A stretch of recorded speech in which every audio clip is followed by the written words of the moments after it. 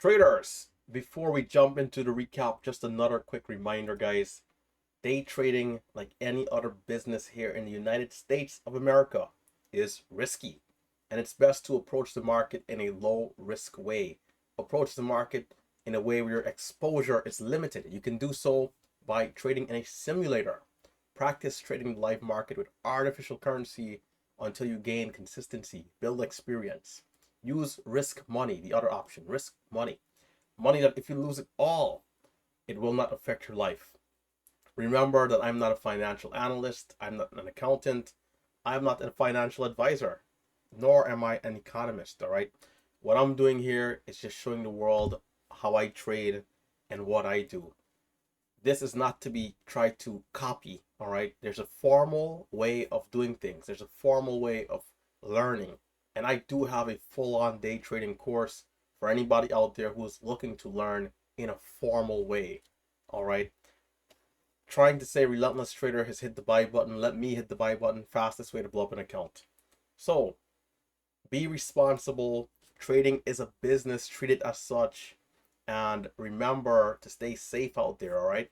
Remember, I do not invest money for my subscribers. A lot of fake accounts, a lot of spammers, a lot of scammers, spammers and scammers. People creating fake Relentless Trader accounts and messaging members of the community and trying to get them to either send money or personal information. Remember, I will never message you first. I will never ask for money. I do not accept any payments, whether PayPal, Venmo, Cash App, none of that stuff. I do not ask for money.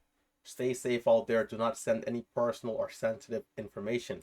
With that being said, let's jump into today's recap. All right, guys, hit that thumbs up and let's talk about today.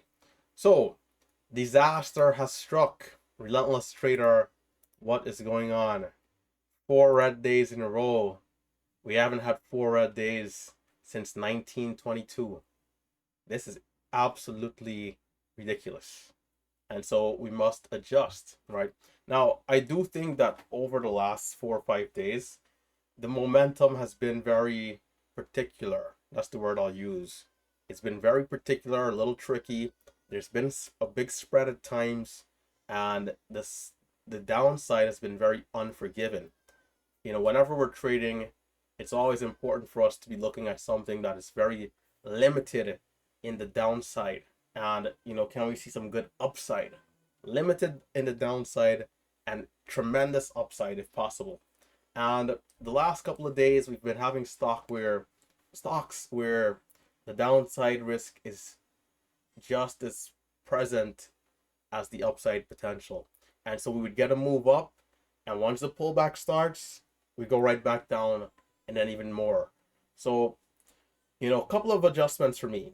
One, starting tomorrow, I'm going to use slightly smaller size. Mentally, I feel great. It's still an impressive month for me. So I'm not panicking by any means, but I still understand, hey, 4 red days in a row, I'm going to slightly reduce size. And I don't mind increasing size because mentally I still feel good. If the day just happens to be a really hot day, I'll do that, instantly. But I'm going to approach the day with small size again, just to make sure things are good. And, when we get green, we have to be careful because we did get green today, $400. Likewise, I believe with Friday or even yesterday, we were able to get slightly green. Was it yesterday or the day before? Yeah, yesterday as well. We were able to get green, and then things kind of took a turn for the worse. So, once we do improve, I have to do a better job of sizing down. So, and mentally, mentally I've gotten so used to seeing the 1K plus days on good green days that when I do get a certain amount of green, I'm not slowing down at all, right? So only, and even this day, I guess like $50, but yeah. So, I haven't been slowing down really, and I've been getting caught on the pullbacks for big losses. So, first adjustment is to use slightly smaller size, and from there, I can manage my risk a little bit better. So, second, on the pullbacks, let's talk about the pullbacks. I need to be extra careful on the pullback trades. I think, even if it might be a quarter size, or no pullback trades at all, because most of where I'm losing the money is trying to buy the pullback, but the pullback is not holding up. That's part of the deal. So stock selection as well. Today I happened to miss ICCT in the first 3 minutes going into the halt. So that does play a huge role. If you get the opening surge here, which is one of the patterns that we'll look for, which is, the stock just going straight up, the 1 minute candle making the new high and so forth, capturing a move like this, especially with some decent size in itself, this is a 38% move in 3 minutes. And I was trading another stock at the time. Sometimes that's the difference, right? You get to set your footing, and where I did come and happen to make some money, um, we made about $400 after the resumption here as it dipped and pushed up. Maybe we could have been adding 400 to already like $1,000 of gains, or $1,500 of gains, and you get yourself up to 1,800, or 1,400. And okay, let's assume I have the same loss that I had. We give back profits instead of going red on the stock, on the name. And you know mentally, I think mentally for me, like, once I do get a good amount of trades in, once I notice, hey, this thing is just, not looking super good, I want to ease off a little bit. And it's not to say that I don't, but I feel like sometimes I'm more aggressive to push earlier in the morning, especially when I know there's a lot of opportunities potentially to come. So, we'll see how it goes tomorrow. A little easy into the open, then we'll get more aggressive as we go on. So, and sometimes, the issue that I might have, will be, hey, I wasn't aggressive enough. Now, that wasn't the case on this stock. Let's look at the show trades. I traded, like I usually would, just, almost everywhere. But, at one point, I just had to throw in the towel. Just could not make any ground. You know, 74,000 shares in, 74,000 shares out, and could not see any progress. And right here, I noticed, like, a little later, but it's like every time this thing came down to VWAP after the first breakdown here, it held up. So once, twice, and then even a third time. But every time it's pulling back in this area, I'm like, man, it's looking a little weak, like it wants to sell off. So I'm not being aggressive there. But turns out that was the place to really be buying, right? Down at the VWAP area.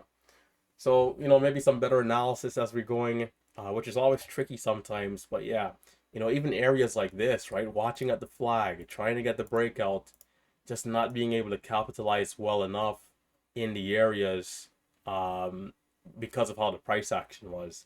Price action was very, very, very tricky. So I said, you know what? I gave it a good shot. I set a max loss for myself. I was down 350, and I made back money. I'm like, okay, I started struggling again. So I'm like, you know what? Instead of letting this thing balloon and just, me being down 1K, 2K, I'm going to put a max loss in place. If I go back to where I was in terms of like the ground zero of the loss, I'll cut it. And that's exactly what happened. I happened to just lose again. I'm like, you know what? I'm done. And in great fashion, the market does what it always does to me, which is for the stock to go even more crazy now that I've stopped trading, to try and entice me to come back. And I didn't give in to the temptation, because, ultimately there'll be another stock like this that's moving better, that I am capitalizing on. And that stock and those stocks will be the stocks that I stick around to trade all day long, because it's working, rather than something here that just wasn't working for me. And so, I just watched it for the sake of education and knowledge, watched the price action, observed it, and I'll look to be back. Sometimes we're tested, man, and for me, I'm no stranger to being tested. And so I understand now more than ever the right thing to do for myself in these situations. And so, you know, only you as the trader can make the decision, and you have to live by what you do. So for those of you out there, um, you know, you are in control. So, understand yourself, know yourself, and follow by what works for you, right? Because trading is a little unique in that aspect, that You know, it's different for everybody, but you have to know what's good for you and what triggers you.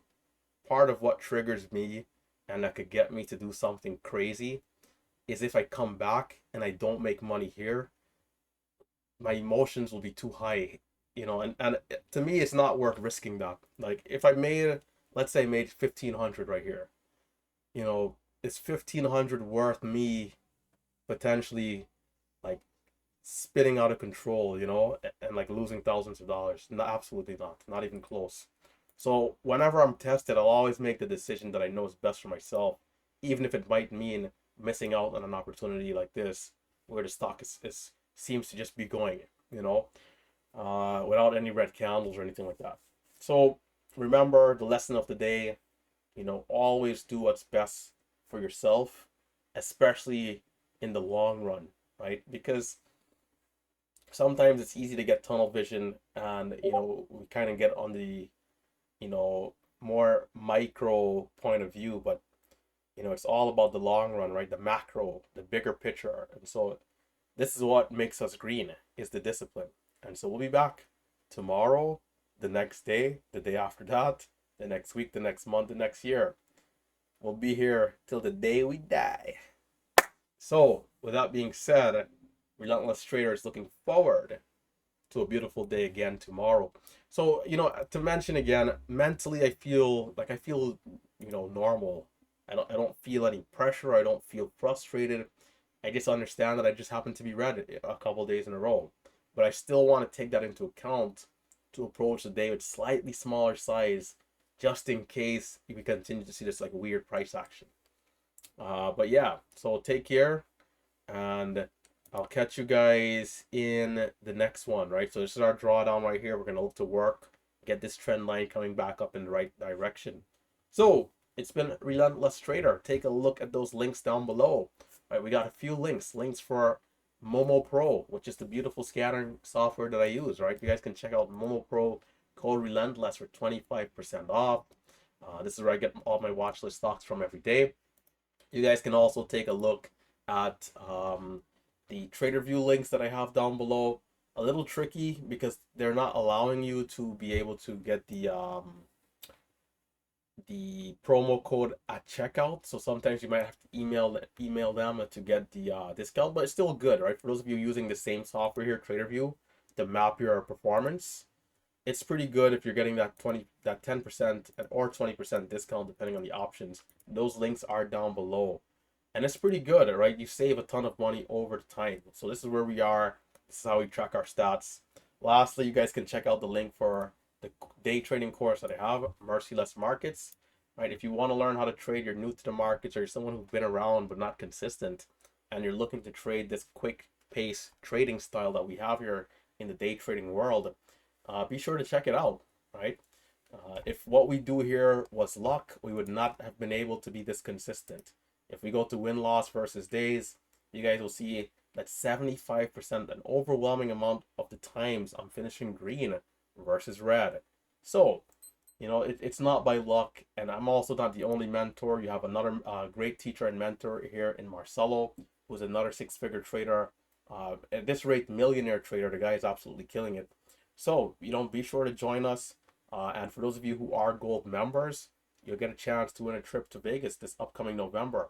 So feel free to check it out. You can use coupon code Vegas for 40% off, silver or gold.